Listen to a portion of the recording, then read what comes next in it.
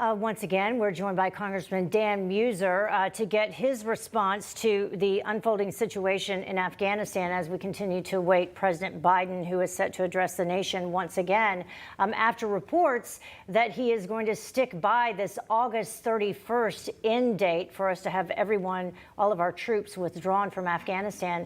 Congressman Meuser, I did want to ask you about House Intelligence Committee Chairman Adam Schiff, who was asked yesterday if he thinks that the president can meet that deadline to withdraw. And he also didn't seem very optimistic. Listen. Moving people to the airport and the limited number of workarounds, it's hard for me to see that being fully complete by the end of the month. And I'm certainly of the view that we maintain a military presence as long as it's necessary to get all U.S. persons out and to meet our moral and ethical obligation to our Afghan partners. So who is President Biden listening to? Well, Heather, even if Adam Schiff can't spin facts to help and support his position and his party, you know those facts must be very hard and obvious. We're not going to be able to get all Americans out yet. The president is enforcing the August 31st date because the Taliban insists upon it. You know, we had a classified meeting earlier today. Obviously can't get into the details, but it was very disheartening, particularly where we'll be going from here. The high-level members were very honest about the situation.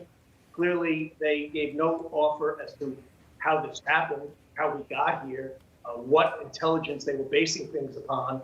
So it's very difficult for a rational mind to understand how the president and who he is listening to, because clearly August 31st won't work for America and for our civilians. You know what I'm wondering?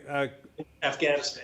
I'm wondering, Congressman, what happens when we withdraw, assuming it's the August 31st date, which I don't necessarily believe yet, but let's say it is.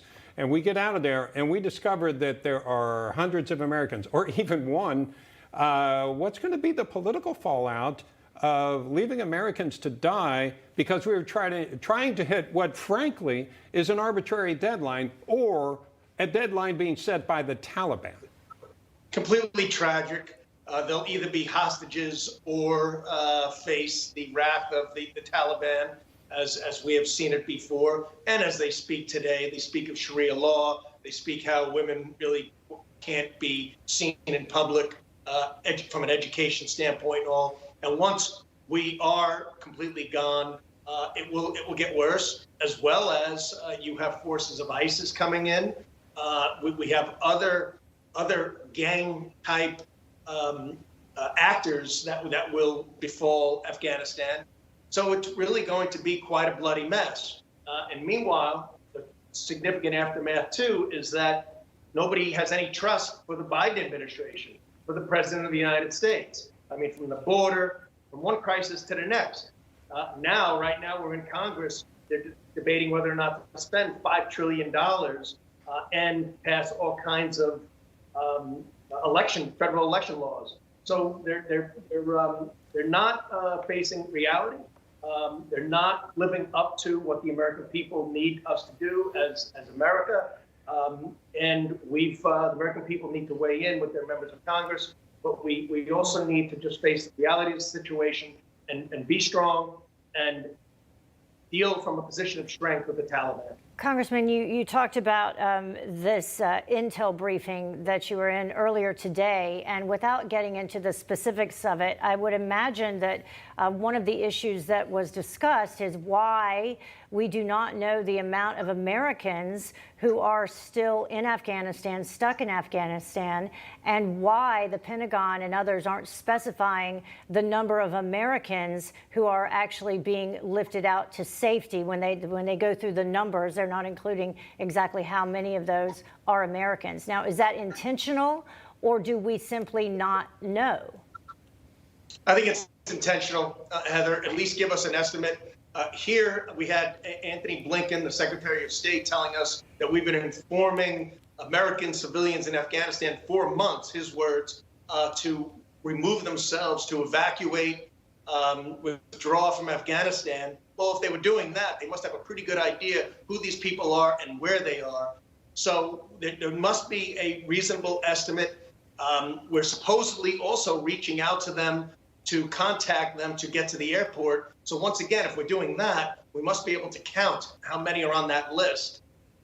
So I don't accept it. I think they're just avoiding harsh information that certainly the American people need to be aware of, and certainly members of Congress need to be aware of. So we know what the levels of fortification and other sources are needed to do our best to mitigate the unbelievable downsides of this terrible crisis. We want to get your take on this new poll by Suffolk University and USA Today. President Biden's approval, look at this, folks, a major hit. Remember, he was over 50% not that long ago, dropping to 41%. Now, we know that this is about lives. This is about what the military does. It's about more than politics, but it's clear that Americans are not supporting this.